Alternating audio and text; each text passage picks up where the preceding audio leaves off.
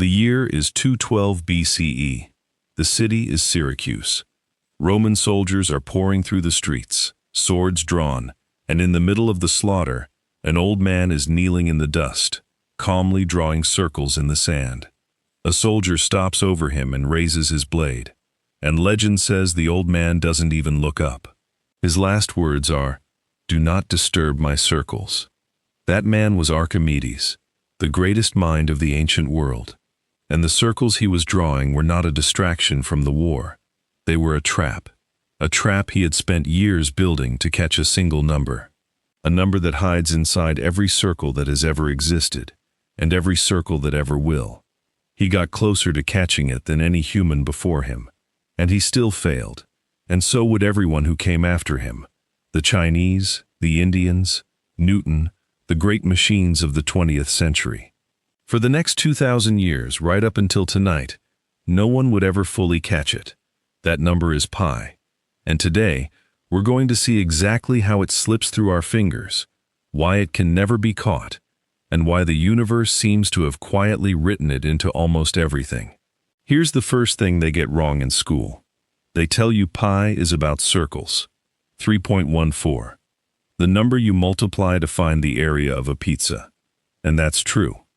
But it is the smallest, most boring truth about pi. Because pi doesn't just live in circles. It lives in the swing of a pendulum, in the ripple of a wave crossing a pond, in the alternating current humming through the wires in your walls. It's in the shape of the bell curve, the curve that describes human heights and exam scores and measurement errors and the electronic noise inside every device you own. It sits at the heart of the equations of quantum mechanics, and it falls out of an infinite sum of plane fractions that doesn't have a single circle anywhere in sight. So keep this in your mind as we go, because it is the real secret of tonight. Pi is not the number of the circle.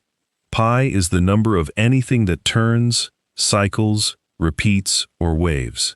And once you start looking, that is almost everything in the universe. Let's define it cleanly so we know exactly what we're chasing. Take any circle at all. Measure the distance straight across the middle, the diameter. Now measure the distance all the way around the outside, the circumference. Divide the second by the first. And here is the small miracle.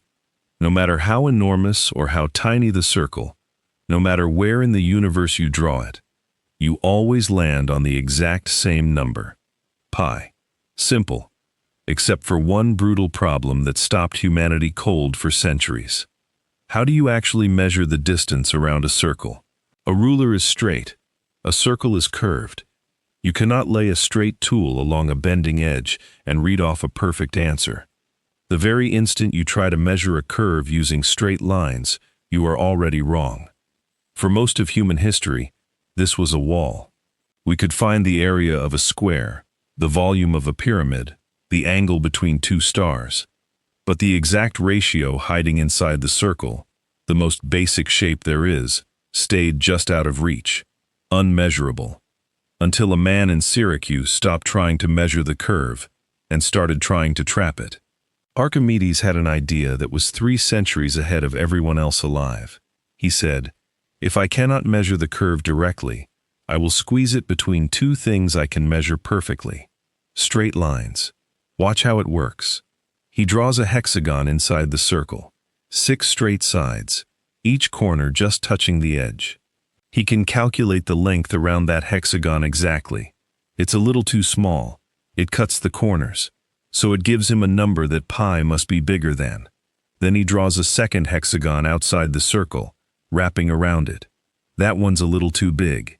It gives him a number pi must be smaller than. And just like that, the true value is trapped. Pi is somewhere in the gap between the shape inside and the shape outside. Now comes the genius part. He squeezes. He doubles the sides. 12 sides. And both shapes hug the circle a little tighter, and the gap narrows. 24 sides. 48. 96. With every single doubling, the inner shape pushes up, the outer shape presses down, and the space where pi can hide gets smaller and smaller. The jaws of the trap close in. And remember, He is doing all of this by hand. No decimals, no algebra, no calculator.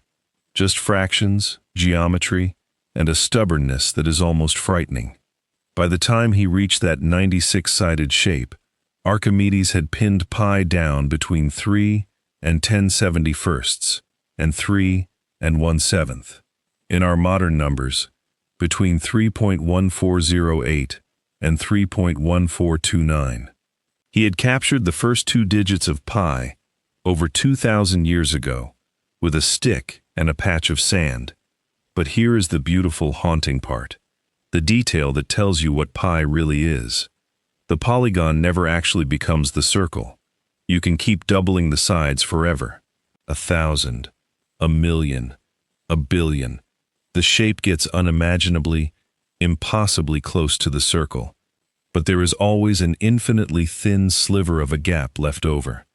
The trap tightens forever, and it never quite closes. No matter how hard you squeeze, the circle keeps its secret. And it keeps its secret because pi has one of its own.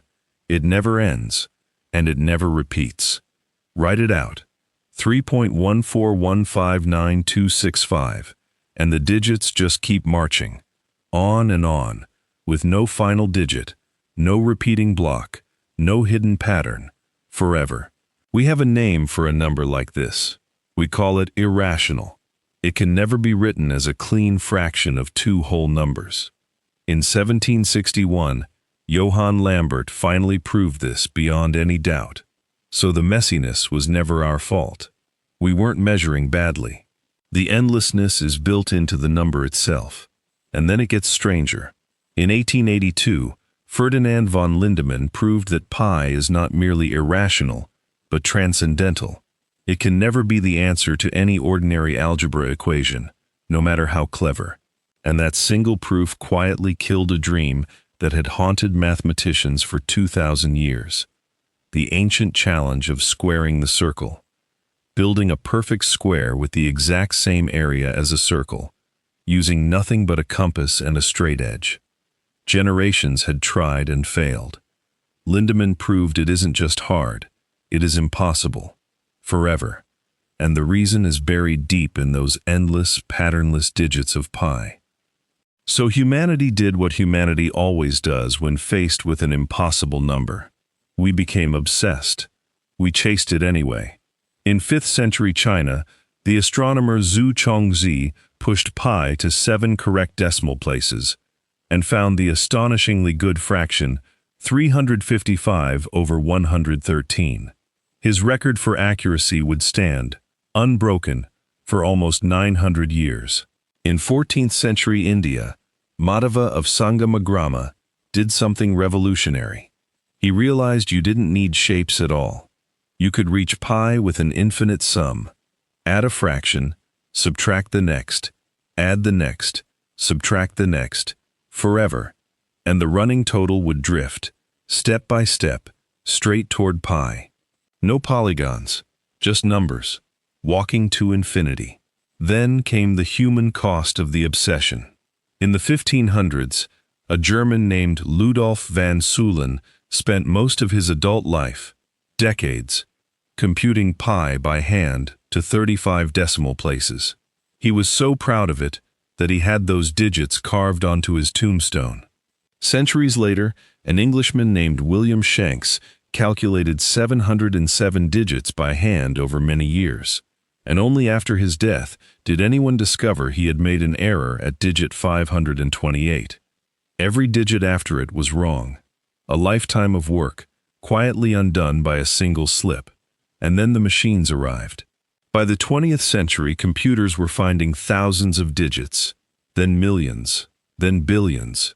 Today, we have calculated pi to over 100 trillion digits, and we still have not reached the end, because there is no end. We are chasing a number that runs from us at the speed of infinity, and we cannot stop. And there is a stranger possibility still, one that mathematicians strongly suspect, but have never been able to prove. Because the digits of pi never end and never repeat, and appear to be utterly random, It may be that every possible sequence of numbers is hidden somewhere inside them. Every one. Your birthday, your phone number, the date you were born, followed by the date you will die. If you turned every book ever written into numbers, each of those books would sit somewhere in the digits of pi, waiting. Even this script, every word I am speaking right now converted into numbers, would appear, in order, somewhere in that endless stream, an infinite library, with no pattern and no author, buried inside the most ordinary shape a child can draw, a circle. Now for the part that should genuinely feel impossible. Pi refuses to stay in the circle. It keeps appearing in places that have nothing to do with round shapes at all. Take this sum: 1 plus 1/4 plus 1/9 plus 1/16, 1 divided by every square number, added up forever. Look at it. There is no circle here. There is no geometry. Just a tower of plain fractions. And yet Leonhard Euler proved that this sum equals pi squared, divided by 6. Pi, appearing out of nowhere, in a pile of fractions, for no reason your eye can see. Take pure randomness. Drop a needle onto a wooden floor made of evenly spaced lines, over and over, thousands of times, and simply count how often the needle lands across a line. Do the arithmetic, and pi comes out. You can measure pi by throwing needles on the floor. Chance itself has pi hidden inside it. Take the bell curve, the single most important shape in all of statistics, the shape of almost everything that varies in nature. Its exact equation has a pi sitting right in the middle of it. And there's a famous disputed study that once claimed if you measure the true winding length of a river and divide it by the straight line distance from source to sea, the average, across all the rivers on Earth, drifts toward pi. Do you see it now? Pi is not sitting politely inside a circle, waiting for us to measure it. It is woven into the deep machinery of chance, of waves, of growth, of nature itself. And this is where the old man's number stops being ancient history and starts quietly running your entire life. Every single time your phone plays a song, or compresses a photo, or connects to Wi-Fi, it is taking a messy signal and breaking it into a sum of pure, clean waves. The mathematics that does this, the Fourier transform, the beating heart of all modern signal processing, is built on pi. Every GPS satellite passing over your head right now keeps its impossibly precise time using equations that carry pi inside them. The quantum mechanics used to design the microscopic chip inside your phone has pi sitting in its most fundamental constant. It runs deeper than your devices. Engineers cannot design a bridge, an engine, or an aircraft wing without it, because every vibration and every oscillation is described using pi. Doctors could not build an MRI scanner without it. We could not have sent a single spacecraft to a single planet without it. Every orbit, every trajectory, every gentle curve through space is calculated with pi sitting inside the equations. NASA, to this day, only needs about 15 digits of it to navigate across the entire solar system. 15 digits, out of an infinite supply. So stop and feel the size of this for a second. A number that a Greek man scratched into the sand while a soldier stood over him with a sword is now the reason satellites can find you on a map, the reason your music sounds like music instead of noise, the reason spacecraft reach other worlds, the reason your phone can even turn on.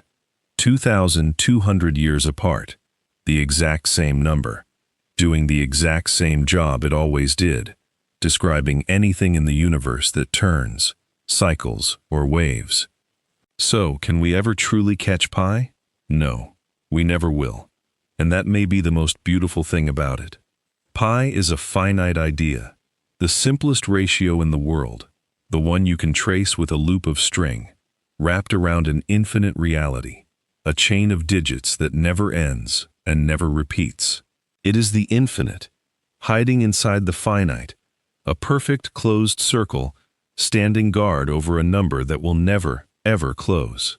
Archimedes drew his circles in the sand, knowing full well he would never reach the end of them.